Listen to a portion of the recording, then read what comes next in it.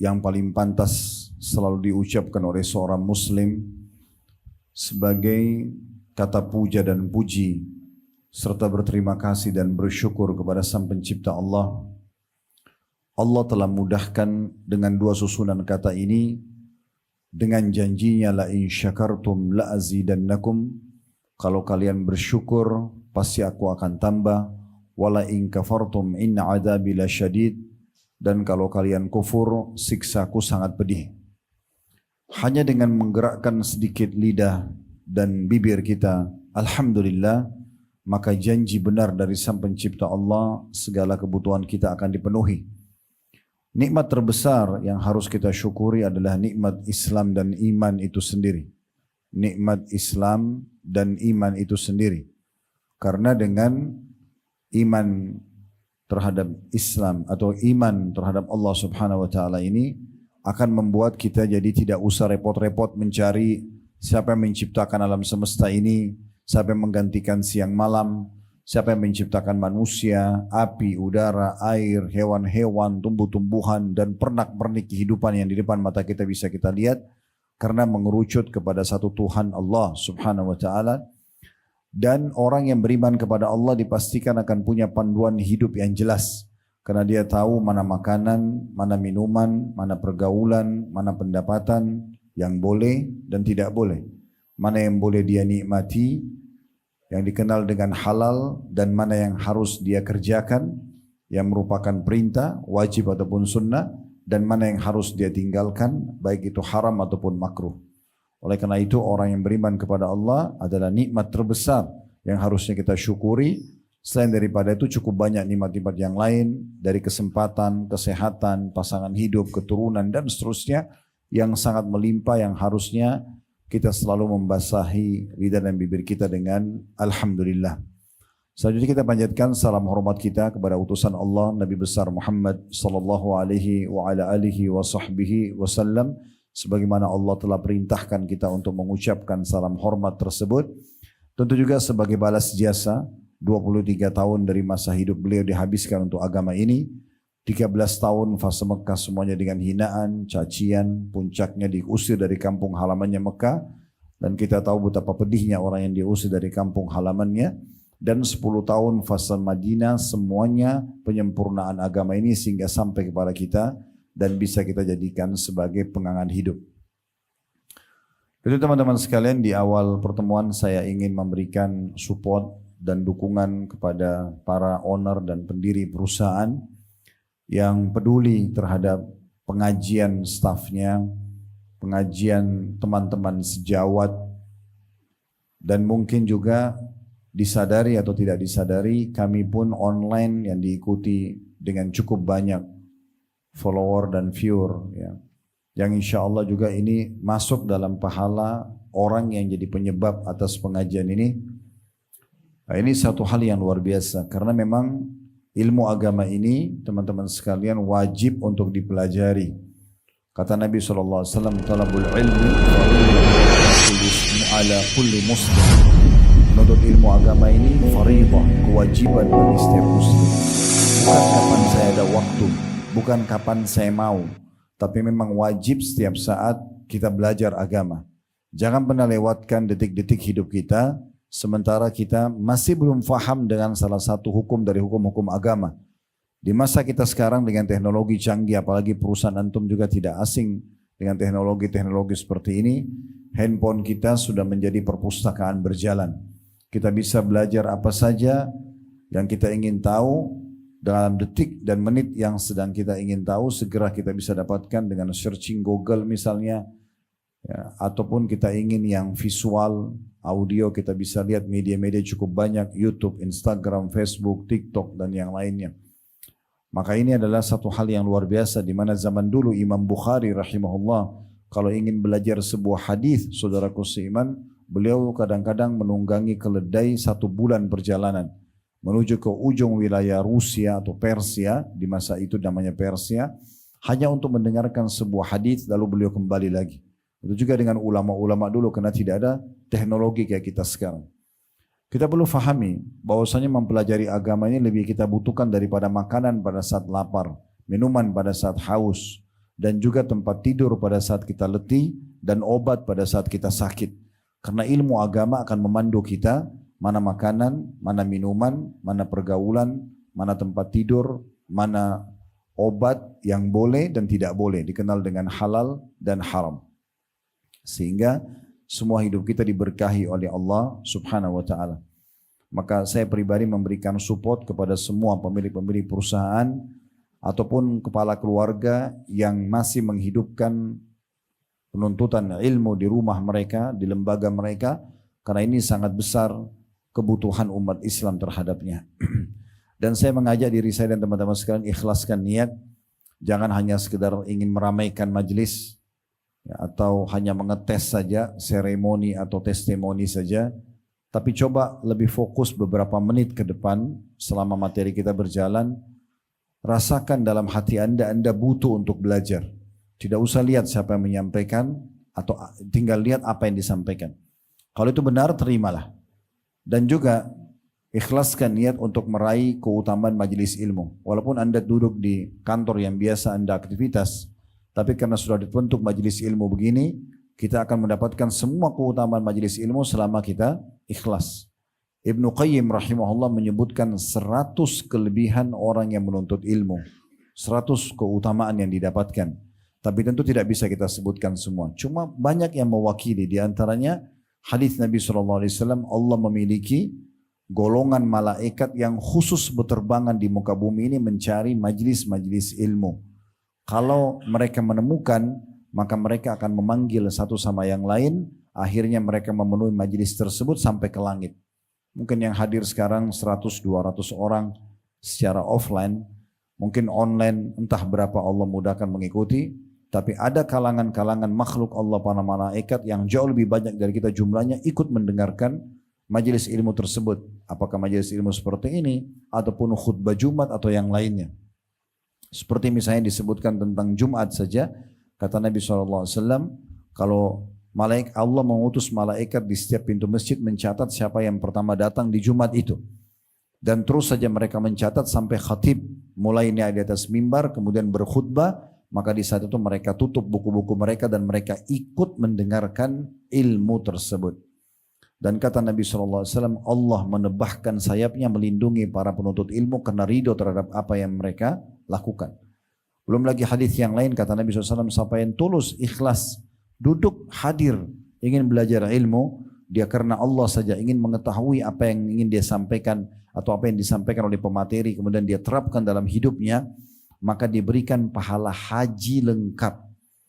Hanya duduk sejam, sejam setengah, beberapa menit saja mendengarkan sebuah hadis, sebuah ayat, sebuah kisah, sudah cukup untuk mendapatkan pahala haji yang kita tahu haji itu ya, butuh energi, buku ekstra harta, ekstra waktu dan seterusnya, karena biayanya mahal, tempatnya jauh, waktu yang dibutuhkan juga cukup panjang. Maka ini keutamaan yang jangan luput dari kita, dan sekian banyak keutamaan tentunya sudah panjang lebar kami jelaskan di media kami, di Khalid Basrama Official, di YouTube ada di playlistnya tentang keutamaan ilmu itu sendiri. Baik teman-teman sekalian, kesempatan ini sesuai dengan permintaan judul, kita akan bahas tentang masalah syukur. Syukur ini bahasa Indonesianya terima kasih sebenarnya. Berterima kasih. Cuma memang syukur ini lebih banyak digunakan ya kepada Allah Subhanahu wa taala. Tadi saya sempat bacakan surah Ibrahim, surah nomor 14 ayat 7. Allah Subhanahu wa taala berfirman, la in syakartum la azidannakum wa la in kafartum inna adzabi lasyadid. Kalau kalian bersyukur, pasti aku akan tambah. Kalau kalian kufur, azabku sangat pedih. Kita coba dengarkan apa penjelasan ulama tentang syukur ini.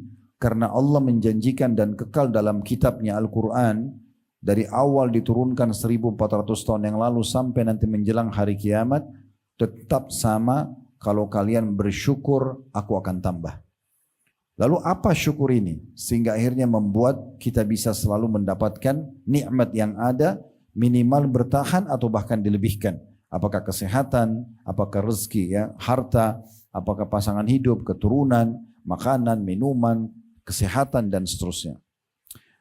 Dikatakan oleh Al-Jauhari dalam kitab beliau namanya As-Sihah fil Lugha,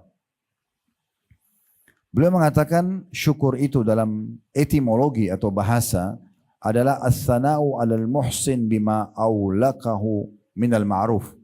Syukur adalah pujian bagi orang yang memberikan kebaikan atas kebaikan tersebut.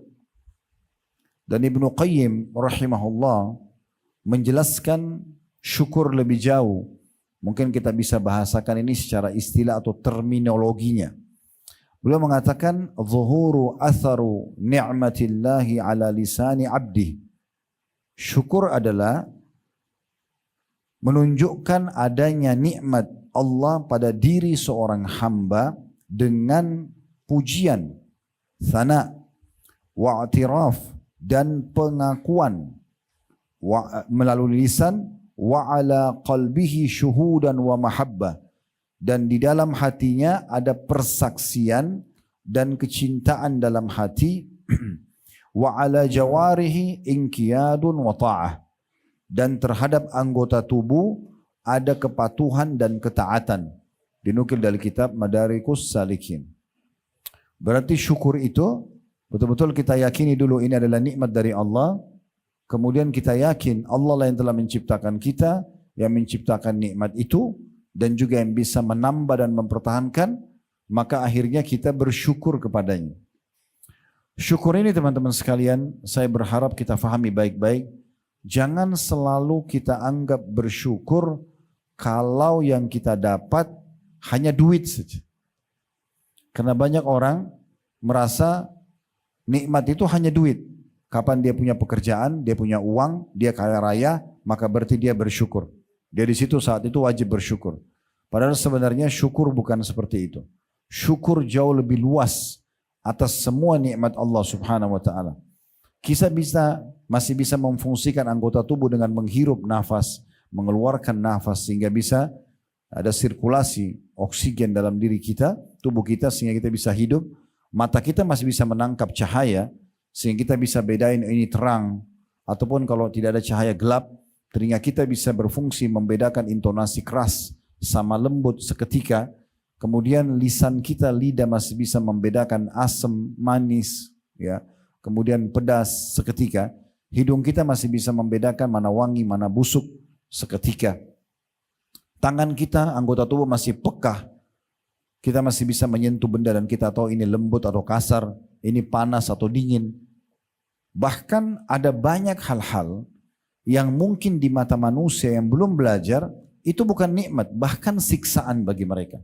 Seperti contohnya lapar. Kita sekarang Ramadan ini dilatih oleh Allah Subhanahu wa taala untuk bisa merasakan apa yang dirasakan oleh orang-orang yang susah hidupnya. Mereka kelaparan, tidak punya makanan, harus berharap pemberian orang.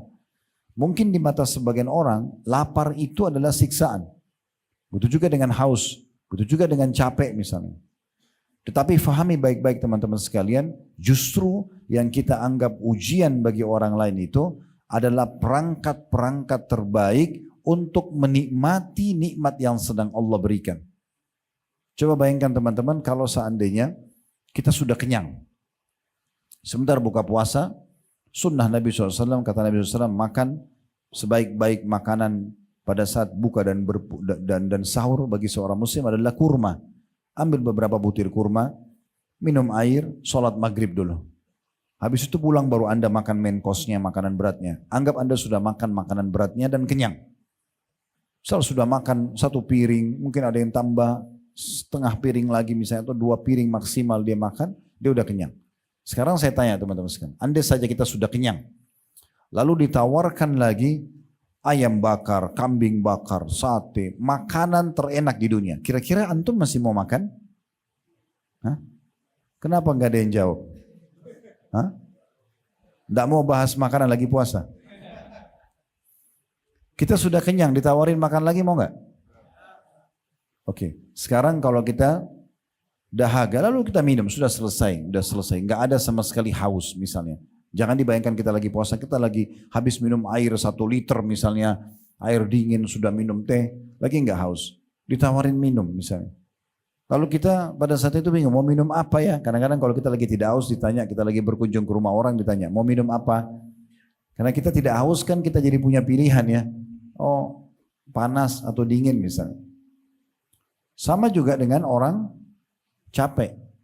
Kalau ditanya, ada nggak orang yang mau capek? Pasti orang jawabannya tidak. Tapi fahami baik-baik teman-teman sekalian, supaya faham makna luasnya syukur itu. Kalau sebenarnya lapar itu bukan ujian, tapi justru perangkat terbaik untuk menikmati nikmat Allah dari makanan.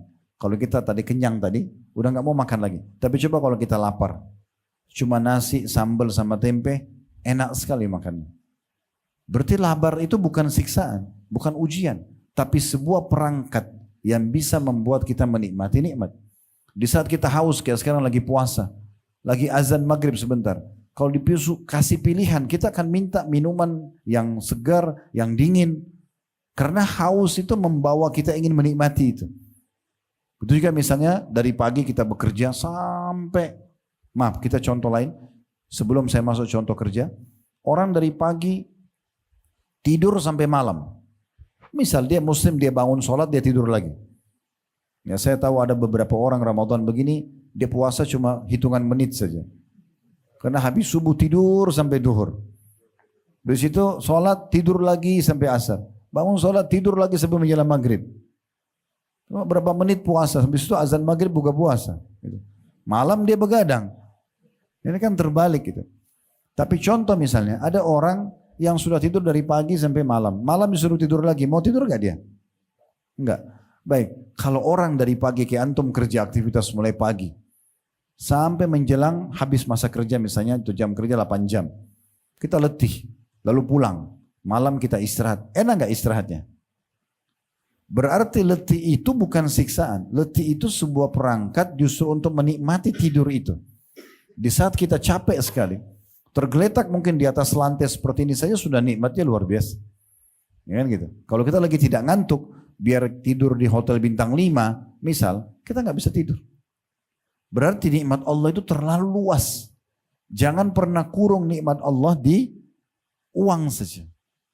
Berapa banyak orang yang uangnya sedikit, tapi karena Allah panjangkan umurnya, Allah berikan kesehatan, Allah berikan kegembiraan, hidupnya bahagia. Berapa banyak orang yang melimpah hartanya, tapi karena Allah uji dengan segala macam penyakit, gangguan-gangguan yang ada, maka dia terganggu. Saya pernah duduk dengan seorang pangeran di Saudi. Di saat makan, dihidangkan makan buat semua tamu makan makanan yang enak sekali. Tapi beliau makannya cuma satu piring isinya sayuran biasa karena lagi terapi kesehatan. Gak memungkinkan dia untuk memakannya. Padahal hartanya bisa beli makanan apa saja yang beliau mau. Contohnya. Jadi jangan batasi nikmat itu kepada hal-hal yang sempit. Setiap kali Anda merasakan sebuah nikmat yang baik, bahkan terselamatkan dari sebuah mara bahaya, gak jadi tabrakan, gak jadi ribut rumah tangganya, gak jadi ini dan itu berarti luar biasa.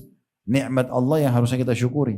Kita bisa mengeksekusi sebuah program, walaupun cuma program misalnya, satu program sederhana, berhasil pakai sepatu, berhasil buka pintu, berhasil pakai baju, sebuah nikmat yang harusnya kita syukuri. Apalagi kalau kita bisa menyelesaikan akad kita di kantor, misalnya dengan menyelesaikan pekerjaan pada hari itu, maka itu luar biasa nikmat yang harusnya kita syukuri. Jadi terlalu luas makna nikmat yang harus kita syukuri. Nabi Muhammad SAW teman-teman, saking fahamnya beliau masalah ini, sampai dikatakan dalam riwayat yang sahih, kalau nikmat sedang ada pada diri beliau mengucapkan alhamdulillahilladzi bi ni'matihi tatimmus shalihat. Segala puji dan puja kehadirat Allah yang semua kebaikan tersempurnakan dengan izinnya. Tapi kalau ujian sedang datang, lagi sakit, lagi ada gangguan orang, beliau tetap masih mengatakan alhamdulillah, hanya sambungannya ala kulli hal. Segala puji dan puja kehadirat Allah atas segala keadaan. Dalam keadaan ujian beliau masih bisa bersyukur. Karena tingkatan manusia memang ada level-levelnya.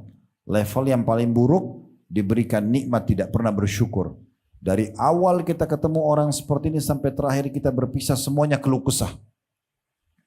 Istri saya begini, anak saya begini, pembantu saya begini, rumah saya begini, semuanya gak ada yang disyukuri. Apalagi kalau ujian datang, lebih banyak keluh kesahnya. Ini orang yang buruk. Yang kedua, standar. Yang kata Nabi SAW, ajaban di amri mu'min, sungguh mengagumkan perkara orang mu'min, wala yakunu dzalika illa li mu'min. Dan itu tidak dimiliki kecuali oleh orang-orang yang beriman. In asabu sarra syakar. Kalau dia diberikan nikmat dia bersyukur. Wa in asabu dharra sabar. Kalau dia diberikan ujian dia bersabar. Jadi kalau ada nikmat bersyukur, ada ujian dia bersabar. Tapi ada level tertinggi, diberikan nikmat bersyukur, diberikan ujian bersyukur. Bagaimana caranya supaya kalau ujian datang kita masih bisa bersyukur? Kita melihat orang yang lebih berat daripada kita. Kaidah hidup sederhana, kalau Allah berikan kita nikmat, lihat orang yang di bawah kita. Misalnya kita punya motor, jangan lihat orang yang punya mobil. Kita punya mobil tahun 2019, jangan lihat orang yang punya mobil 2024 misalnya. Karena kita tidak akan bersyukur kalau lihat orang yang di atas. Lihat orang yang di bawah kita kalau nikmat. Kita akan selalu bersyukur. Kalau diberikan ujian, lihat orang yang di atas kita. Kalau kita flu, lihat orang yang flu sama demam. Kita flu dan demam, lihat orang yang flu, demam, rematik. Kan gitu. Lebih besar. Sehingga nikmat, sehingga ujian itu jadi kecil buat kita. Dan belum lagi kata Nabi SAW, Allah terus menguji seorang muslim di dirinya, di keluarganya, di hartanya, sampai dia dan keluarganya bertemu dengan Allah tidak tertinggal satu dosa pun. Jadi ujian selain memang dia pahala kalau kita bersabar, dia juga bisa menghilangkan dosa-dosa.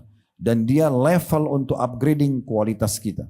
Kalau tanpa ujian teman-teman, maka kita tidak akan pernah terupgrade menjadi orang yang lebih baik. Tantangan-tantangan hidup, gitu kan? Kalau semuanya baik-baik mulus-mulus saja tidak ada tantangan, seperti kalau film tidak ada penjahatnya, nggak ada yang nonton. Kan itu. Jadi memang ada ujian-ujian itu datang. Saya bukan motivasi nonton film ya, tapi cuma memberikan contoh gambaran saja. Allah Subhanahu wa taala sendiri memang selain memerintahkan hamba-hambanya bersyukur, Allah juga menjadikan sifatnya Allah adalah asy-syakur, yang maha bersyukur atau menilai kebaikan. Sebagaimana Allah sebutkan dalam surah Asy-Syura, surah nomor 42 ayat 23, innallaha ghafurun syakur. Allah itu ghafur, maha pengampun dan suka mengampuni dosa-dosa hambanya walaupun terulang. Yang penting dia tulus dalam bertaubat. Dan syakur, maha menilai kebaikan hamba-hambanya dengan cara membalas berlipat ganda dari kebaikan yang dikerjakan oleh seorang hamba. Misalnya kita cuma bersedekah 1.000 rupiah. Allah enggak balas kita dengan 1.000 rupiah. Ditulis di amal kita. Allah mengatakan dalam Al-Quran, man ja'a bil hasanati falahu asyru amthaliha. Siapa yang berbuat satu kebaikan, Allah akan lipat gandakan 10 kali lipat. Jadi Allah tidak balas sesuai dengan nilai kita, tapi Allah lebihkan. Ini salah satu sifat syakurnya Allah. Mungkin teman-teman puasa sehari saja, kayak Ramadan sekarang. Perhatikan sabda Nabi SAW. Siapa yang berpuasa 1 hari karena Allah, Allah akan jauhkan dia dengan puasa itu, wajib atau sunnah, dari api neraka 70 tahun. Riwayat lain 100 tahun. Bukankah kita sudah dengar sholat sunnah sebelum subuh? Kata Nabi SAW, rakaatai fajr, 2 rakaat sholat sunnah yang sebelum iqamah subuh, antara azan sama iqamah subuh dikenal dengan sunnatul fajr, atau supaya mudah difahami qobliyah subuhnya. Ya. 2 rakaat rakaatai fajar itu lebih baik daripada dunia dan seluruh isinya. Khairu minad dunya wa ma fiha. Jadi sedikit beramal sebagai tanda sifat Allah yang syakur, Allah lipat gandakan balasannya dengan tidak masuk di akal gitu. Mungkin Anda hanya dengan memberi makan orang 1 kali yang lapar, Allah berikan Anda makan 2 tahun tidak pernah kelaparan misalnya. Nah seperti itu sifat syakurnya Allah. Dalam ayat yang lain Allah juga mengatakan dalam surah At-Taghabun, surah nomor 64 ayat 17, wallahu syakurun halim. Allah itu zat yang gemar membalas berlipat-lipat ganda dari apa yang dibuat oleh seorang hamba, dan juga maha lembut dan maha bijaksana. Kedua makna ayat tadi, Asy-Syura disebutkan oleh At-Tabari dalam tafsir beliau, tafsir di jilid 21 halaman 531, dan ayat At-Taghabun disebutkan Ibnu Katsir dalam tafsir beliau di jilid 8 halaman 141. Allah Subhanahu wa taala juga menyebutkan bahwasanya para nabi-nabi itu mereka memang punya hati-hati yang bersih dan suka sekali bersyukur. Sehingga selalu kebutuhan mereka Allah penuhi, dan selalu kalau ada ujian Allah berikan jalan keluar. Jadi ternyata syukur itu bukan hanya sekedar mendatangkan nikmat, tapi justru juga memberikan solusi dari permasalahan-permasalahan kita. Sebagaimana Allah sebutkan contohnya tentang Nabi Nuh alaihissalam. Di dalam surah Al-Isra, surah nomor 17 ayat 3, "Dzurriyyatan man hamalna ma'a Nuh, innahu kana 'abdan syakura." Sungguhnya keturunan-keturunan manusia yang kami bawa, selamatkan di kapal bersama Nuh, dan dia adalah hamba yang suka bersyukur. Kalau pernah dengar kisahnya, alhamdulillah. Kalau belum pernah dengar, di antara pertolongan Allah Subhanahu wa taala kepada Nabi Nuh alaihissalam karena beliau suka sekali bersyukur, dinukil sebuah riwayat setelah beliau 950 tahun mendakwahi kaumnya, sebagaimana Allah jelaskan dalam Al-Quran, "Alfasanatin illa khamsuna ama." Nuh tinggal di kaumnya 1000 tahun kurang 50 tahun, 950 tahun. Intinya teman-teman sekalian, Nabi Nuh alaihissalam berdoa kepada Allah, "Ya Allah, saya sudah dakwahi mereka, siang, malam, mereka tidak mau dengar. Tetap aja mau nyembah berhala, tetap aja kufur kepadamu. Maka datangkan hukuman buat mereka." Akhirnya Allah Subhanahu wa taala mengirim Jibril dan menyampaikan kepada Nabi Nuh alaihissalam, "Sekarang buat kapal." Buat kapal, dan waktu itu kebetulan lokasi dakwah Nabi Nuh di padang pasir, nggak ada air. Jadi buat kapal itu sangat tidak masuk akal manusia. Maka disuruhlah buat kapal. Nabi Nuh dengan orang beriman buat kapal. Setiap kali lewat orang-orang kafir dari kaumnya, selalu mengatakan, "Hai Nuh, kamu sudah gila ya? Ngapain buat kapal di tengah padang pasir? Untuk apa diolok-olok?" Nabi Nuh alaihissalam tetap saja mengerjakan sesuai dengan perintah Allah. Sampai kapal itu sudah mau selesai, teman-teman, atau sudah selesai kurang lebih, maka tidak cukup di situ, kaumnya menyakiti Nabi Nuh alaihissalam dengan cara mereka sepakat untuk buang air besar dan buang air kecil di kapal Nabi Nuh. Sehingga kapal Nabi Nuh penuh dengan kotoran manusia. Kencing dan tinja. Setelah penuh semuanya itu, rupanya Allah Subhanahu wa taala datangkan ujian kepada orang-orang kafir ini, mereka kena penyakit kulit dan mereka tidak temukan obatnya. Mereka coba berobat sana sini nggak bisa. Sampai ada satu orang di antara mereka yang kebetulan badannya penuh dengan penyakit kulit itu, dia buang air di kapalnya Nabi Nuh. Maaf, ini kisahnya begitu, dia kepleset jatuh di kotoran manusia yang ada di situ, kotoran orang-orang kafir. Begitu dia keluar, sembuh penyakit kulitnya. Maka dia pun pulang kepada kaumnya heran. Karena orang ini adalah orang yang paling rusak kulitnya, kok bisa sembuh? Mereka tanya, "Kamu bagaimana bisa sembuh?" Dia ceritakan, "Tadi saya kepleset di kapal yang ada kotoran kita. Waktu saya kena kotoran kita sembuh." Maka semua orang-orang kafir datang ke kapal Nabi Nuh membersihkan kotoran mereka sendiri. Sampai kepada cuilan kotoran terakhir mereka ambil, Allah mudahkan sehingga bersih untuk membersihkan penyakit mereka. Setelah kapal itu kembali bersih, sudah nggak ada lagi kotoran-kotoran, sudah nggak ada lagi baunya, barulah Allah SWT suruh Nabi Nuh dan orang beriman naik, lalu Allah datangkan banjir besar. Allah datangkan pertolongan bagi orang yang suka bersyukur dengan caranya. Dengan caranya. Dinukil sebuah kisah, seorang saleh dulu di wilayah Irak, kisah salafus saleh, kisah klasik. Zaman itu belum ada lampu penerangan kayak kita sekarang, sehingga orang mengandalkan bekerja di waktu pagi sampai maghrib. Nah biasa pasar-pasar pun semua sudah tutup di waktu malam, maghrib kayak kita gitu. Karena gak ada penerangan. Orang ini kebetulan kerja harian, gaji harian. Setiap dia kerja ada pendapatan, dia beli makanan bawa pulang buat istri anak. Dia gak punya simpanan sama sekali, keadaannya miskin. Tapi dia selalu bersyukur dengan keluarganya. Satu waktu dia pulang ke rumahnya, kemudian dia gak dapat kerjaan hari itu. Gak ada income-nya. Istrinya tanya, "Sudah malam nih, ada makanan hari ini buat kami?" "Gak ada. Saya sudah keliling-keliling tidak dapat kerjaan hari ini." "Lalu bagaimana? Saya sama anak-anak belum makan." "Baik, saya istirahat sebentar," kata suaminya. "Coba nanti sebentar saya keluar, baru saya cari. Mudah-mudahan Allah berikan kepada kita. Kita terus saja bersyukur." Setelah selesai dia istirahat sebentar, dia keluar. Dia pun tidak tahu harus kemana. Mau ngetuk rumah orang, orang sudah pada tidur malam. Dia cuma terfikir, terilhamkan di benaknya untuk datang ke masjid. Ada masjid di sekitar rumah dia. Dia pergi ke sana, zaman dulu tidak ada penerangan, jadi orang pakai obor. Dia nyalain satu obor sama dia, kemudian dia sholat 2 rakaat setelah wudu, lalu dia berdoa kepada Allah sambil mengeluh, ya, berkeluh kesah dengan Tuhannya, manja dengan Tuhannya, mohon merengek-rengek. Disebutkan dalam kisah ini, di malam itu raja yang sedang berkuasa di wilayah itu tiba-tiba gelisah, nggak bisa tidur. Dia mimpi melihat neraka, melihat kematian, dia ketakutan. Muslim.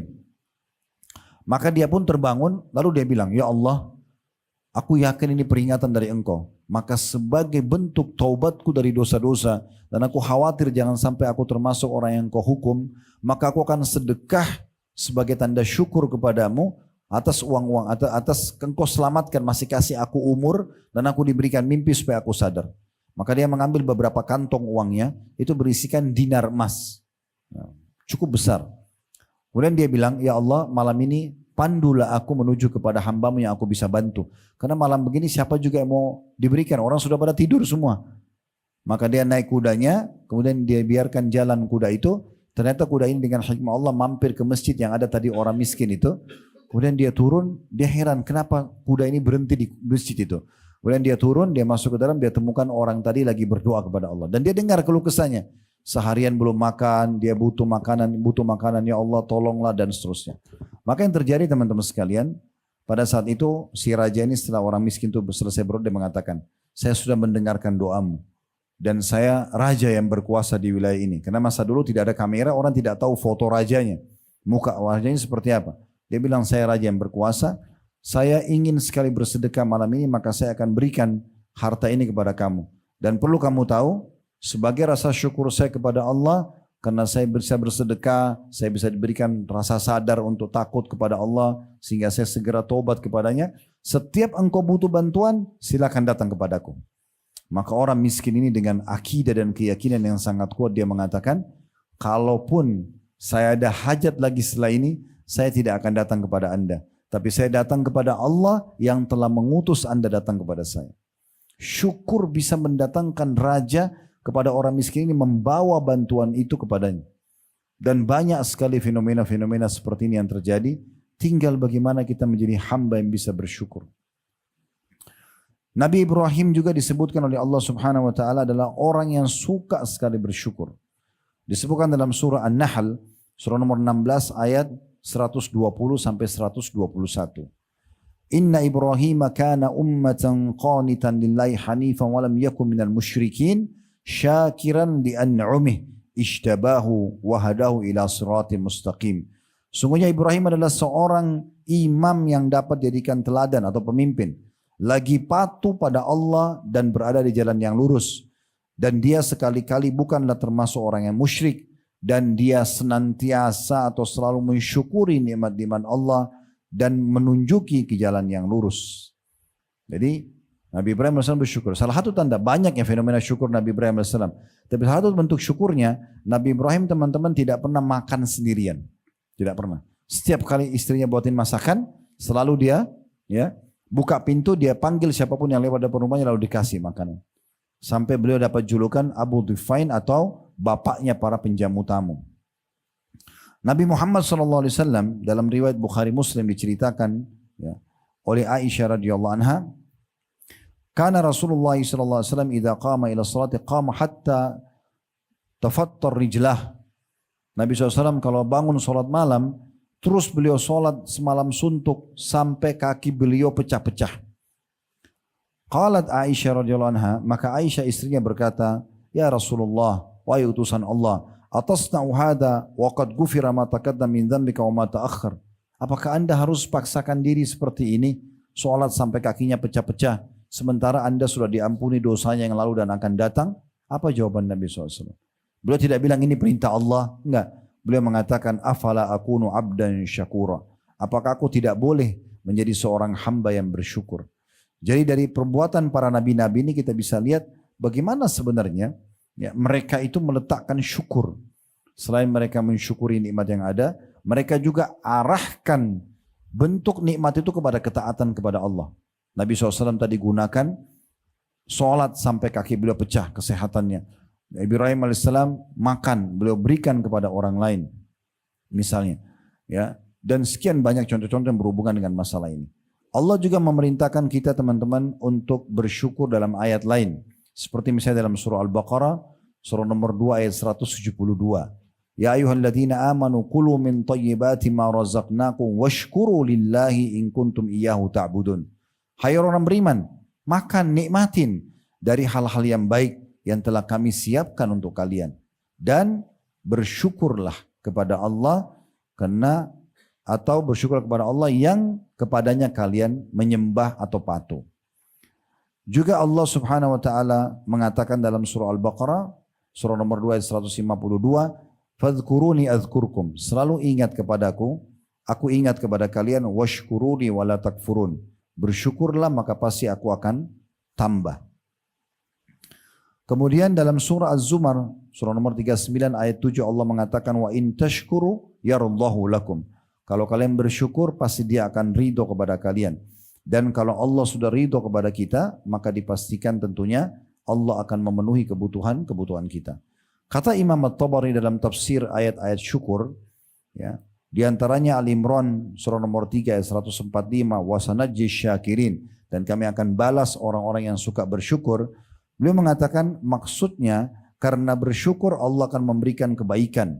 Janji yang akan diberikan itu baik di akhirat nanti dengan surga dan juga di dunia dengan melimpahnya kebutuhan atau terpenuhinya kebutuhan dengan melimpah. Orang kalau bersyukur teman-teman sekalian, apalagi kalau dikombinasi dengan beriman, itu akan jauh dari siksa Allah. Akan jauh dari siksa Allah.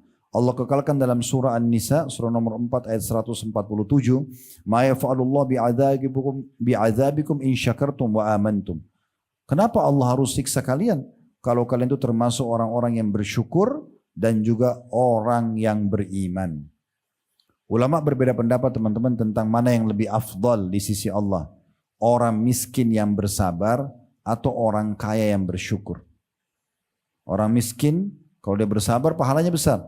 Tapi kalau dibandingkan dengan orang kaya yang bersyukur, mana lebih afdal? Kesimpulannya ulama mengatakan orang yang kaya bersyukur lebih afdal.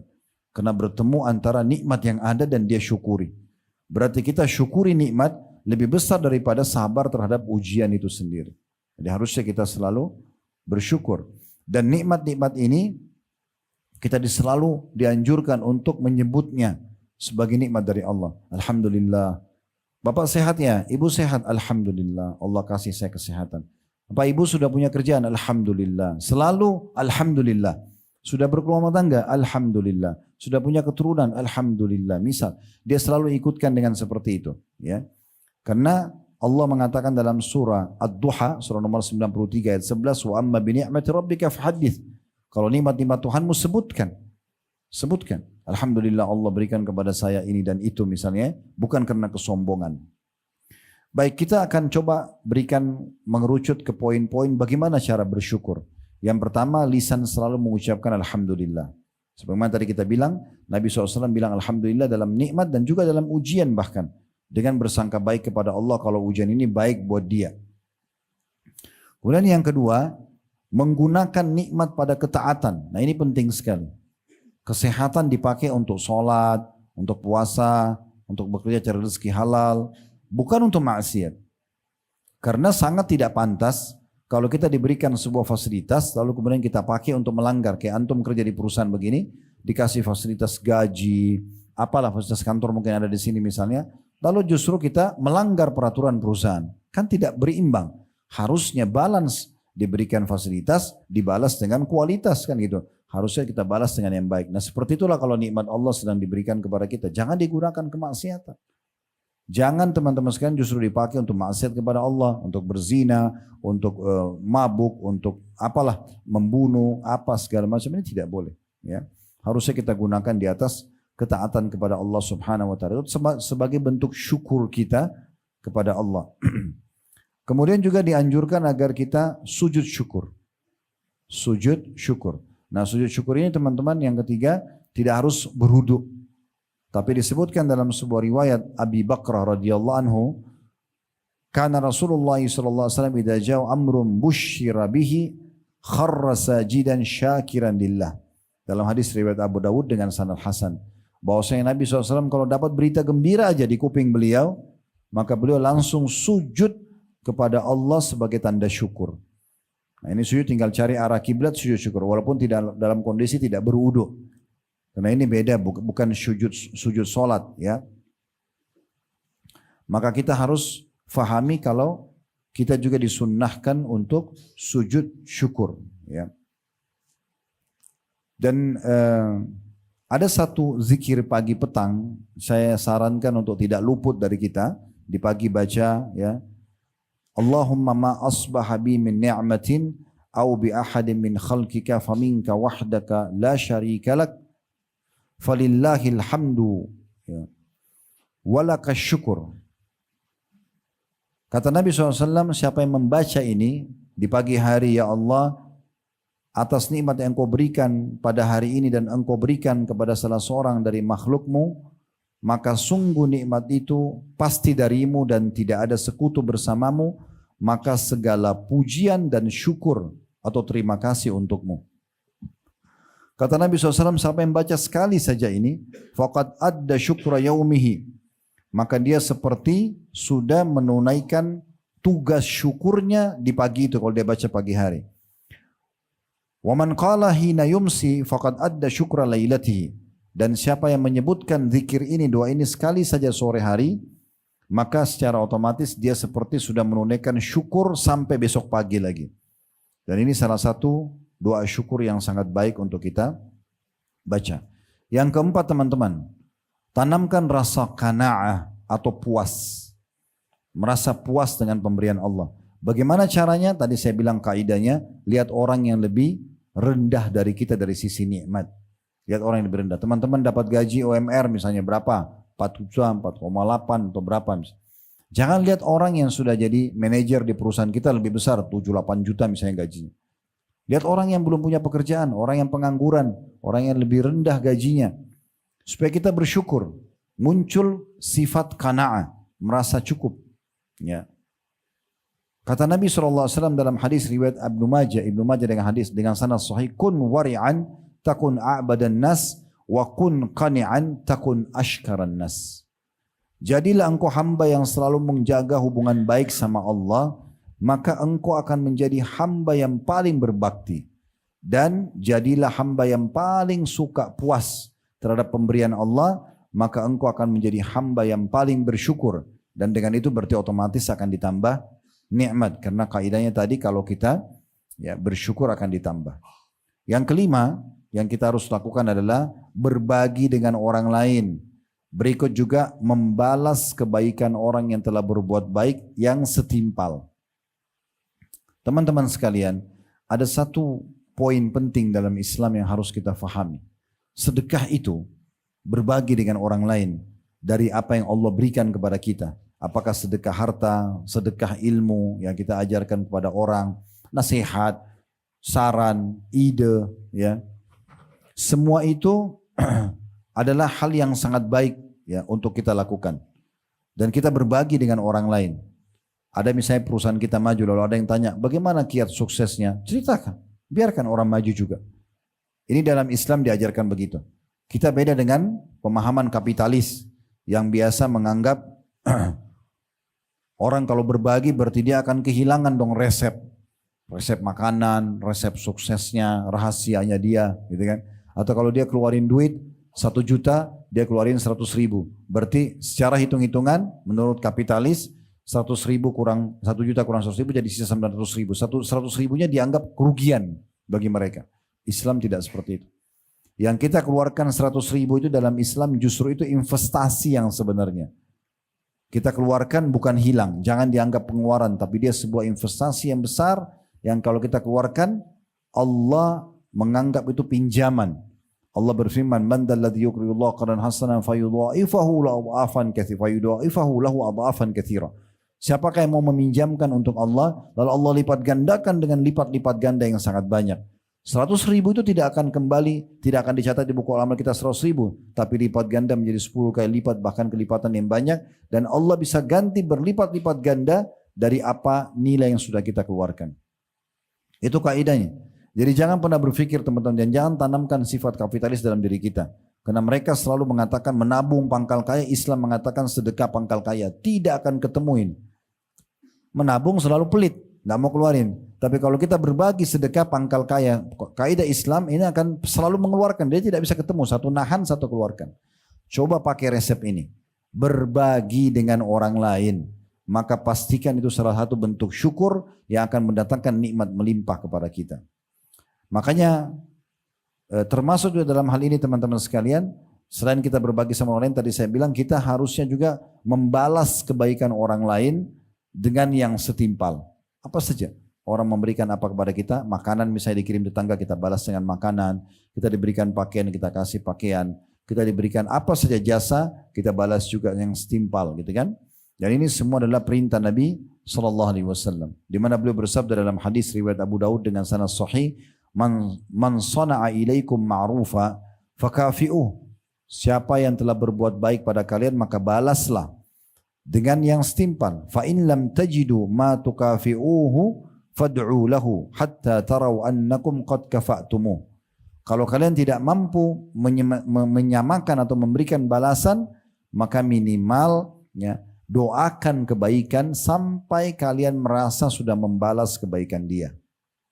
Di dalam riwayat yang lain, riwayat Tirmidzi dengan sanad hasan, man sunya ilaihi ma'rufa, siapa yang telah terbuat baik orang lain, berbuat baik orang lain kepadanya, faqala li fa'ilihi, dia mengatakan kepada orang yang sudah berbuat kebaikan itu, jazakallahu khairan, semoga Allah balas anda dengan kebaikan, qad ablaga fis thana, dia telah mengucapkan terima kasih yang sangat besar. Jadi usahakan selalu mengucapin sama teman-teman yang bantu apa saja, walaupun hal kecil, pulpen kita yang diambilkan, sendal mungkin apa saja hal kecil, kita selalu mengatakan jazakallahu khairan kalau laki-laki dan jazakillahu khairan kalau perempuan. Cuma saya lihat beberapa teman-teman kita yang sudah ngaji ini mereka sering menghilangkan khairannya. Mereka cuma bilang jazakallah, jazakallah. Jazakallah artinya semoga Allah balas. Apa? Khairan. Khairan itu maksudnya kebaikan. Jadi kita harus ikuti dengan khairan. Dan tidak usah tambah dengan kathiran misalnya. Cukup. Jazakallahu khairan. Dan siapa yang telah bersyukur dan berterima kasih pada manusia, dianggap dia telah berterima kasih kepada Allah. Kata Nabi SAW dalam hadis yang diriwayatkan Tirmidzi dengan sanad hasan sahih, man lam yashkurun nas la yashkurullah. Siapa yang belum berterima kasih pada manusia, maka berarti belum berterima kasih kepada Allah. Lihat orang-orang terdekat kita. Teman-teman di sini yang datang dari luar kota perantauan, kalau masih punya orang tua di kampung sana, terima kasih sama mereka.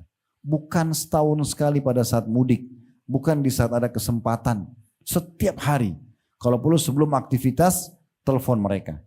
Ibu, ayah, assalamualaikum warahmatullahi wabarakatuh, apa kabar? Ada yang bisa saya bantu enggak? Ada yang perlu saya kirimin dari Jakarta enggak? Ada yang ini enggak dibutuhin? Atau apa misalnya, dibutuhin misalnya.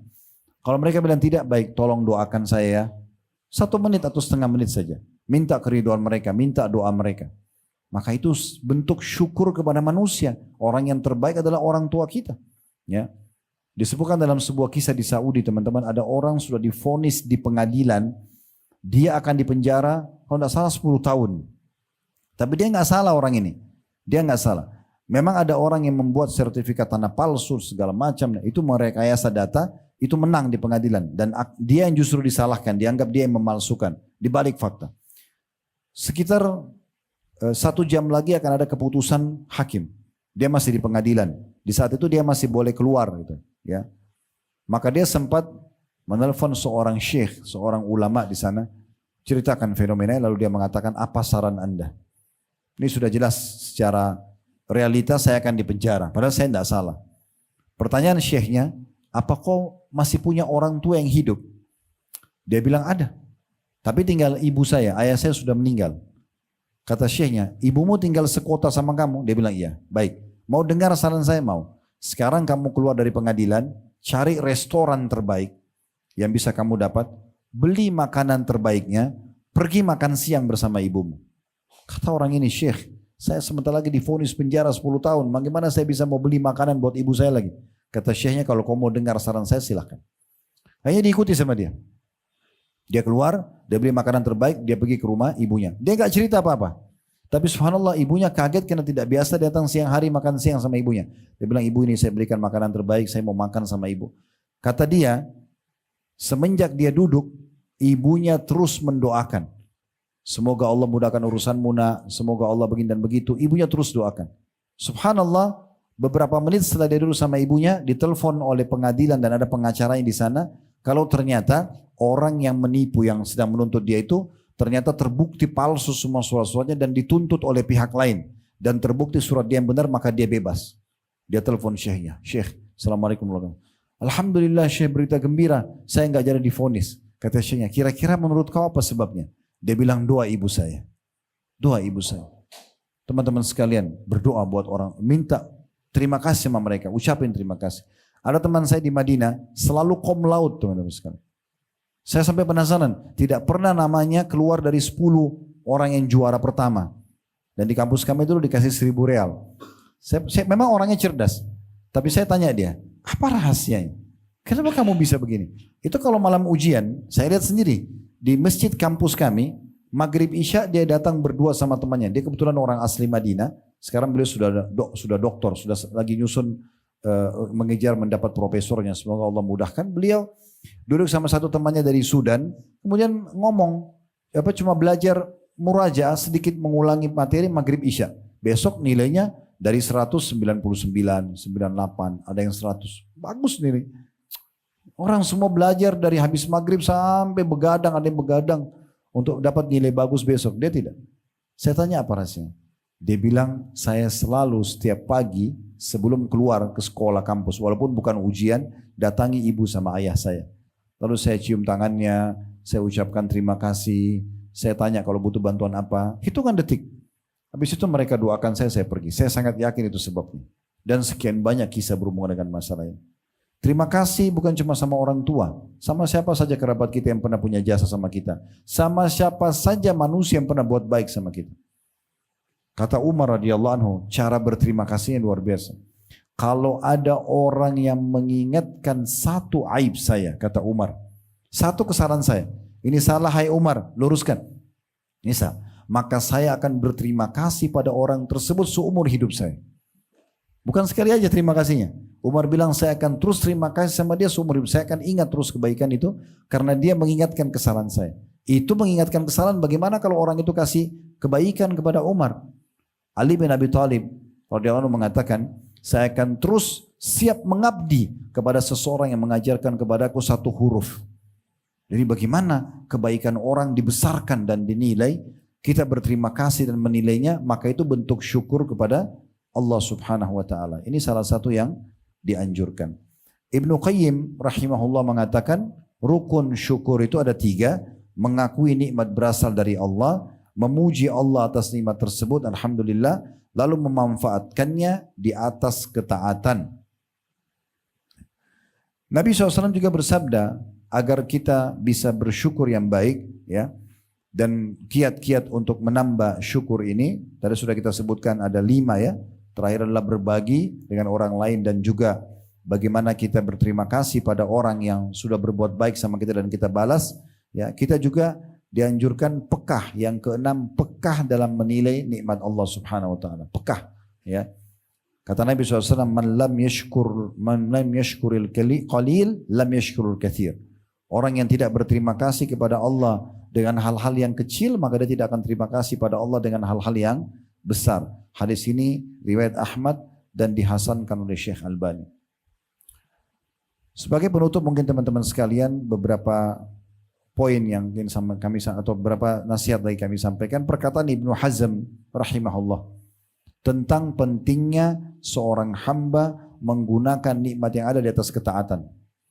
Ingat, kita diciptakan di sini. Saya sama Anda semua ada di sini.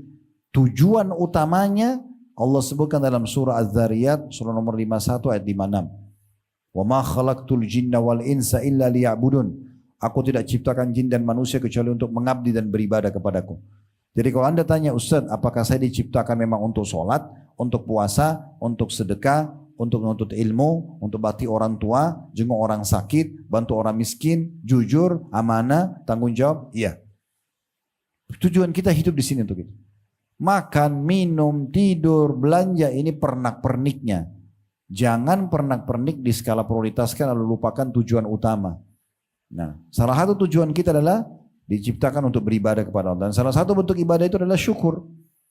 Kita bersyukur. Jadi ini bukan pilihan, tapi memang sebuah tujuan kita diciptakan. Dan jangan sampai teman-teman sekalian kita keluar dari tujuan itu. Karena maksiat kepada Allah bukan tujuan hidup kita. Justru itu pelanggaran terhadap tujuan hidup kita. Makanya dianjurkan oleh para ulama, ya, bagaimana kita gunakan nikmat di atas ketaatan. Itu bentuk syukur. Kata Ibnu Hazm rahimahullah, kullu ni'matin la tuqarribu minallah la tuqarribu minallahi azza wa jalla fahiya baliyah atau musibah. Semua nikmat yang tidak membuat seorang hamba justru makin dekat kepada Allah, maka dia adalah musibah atau ujian. Dinukil dari kitab Hilyatul Auliya jilid 1 halaman 497. Kemudian Nabi SAW bersabda, la yarzuqullahu abdan syukra fayuhrimuhu ziyada. Tidak ada seorang hamba yang Allah karuniakan lisannya bersyukur, ya, kemudian Allah tidak tambahkan. Artinya pasti Allah akan tambah apa yang telah Allah berikan kepada dia. Ini disebutkan oleh Al-Baihaqi. Dan sebagai penutup perkataan Hasan Basri rahimahullah, beliau berkata, sesungguhnya Allah memberi nikmat kepada siapa saja yang dia kehendaki. Jika seseorang yang dikehendaki, jika seseorang itu tidak bersyukur, maka akan berbalik menjadi siksa. Dan kalau orang itu bersyukur, maka akan bertambahlah nikmat tersebut. Dan kalau orang justru membuka atau menggunakan nikmat itu dalam kemaksiatan, maka kata Nabi SAW, wa inna rajula la yuhramur rizqa bidzambi yusibu. Hadis riwayat Ibnu Majah. Seorang hamba itu bisa terharamkan dari banyak rezeki justru karena dosa yang dia buat. Jadi jangan pernah berpikir teman-teman sekalian dengan ada gaji misalnya, lalu dipakai ke karaoke, dipakai ke diskotik, dipakai berzina. Oh nggak ada masalah, saya sudah punya kerjaan kok. Tidak. Bisa saja pekerjaan itu hilang dari kita karena dosa. Karena kita mencorengnya dengan dosa. Dan itu bukan bentuk syukur kepada Allah. Kalau kita gunakan nikmat atas kemaksiatan, harusnya makin rajin sholat, makin tutup aurat, ya makin suka bersedekah, makin bakti sama orang tua. Nah itu bentuk syukur terhadap nikmat. Semua orang yang gunakan nikmatnya di atas kemaksiatan, pastikan hanya hitungan waktu akan hilang dari dia. Lihat orang-orang yang korupsi misalnya. Sebagus apapun rumahnya, semewah apapun mobilnya, sebanyak apapun harta yang menumpuk, satu berita Allah buka, termalukan, disita semuanya, jadi miskin dan pengangguran. Berapa banyak orang? Berapa banyak orang yang miskin susah hidupnya, tapi selalu bersyukur, kemarin susah, tahun depannya Allah sudah berikan dia pekerjaan, 5 tahun ke depan sudah punya perusahaan sendiri, 10 tahun ke depan mungkin menjadi orang terkaya di kotanya, bukan mustahil. Jadi ini sunnatullah, sistem yang sudah Allah buat dan tidak mungkin keluar dari situ.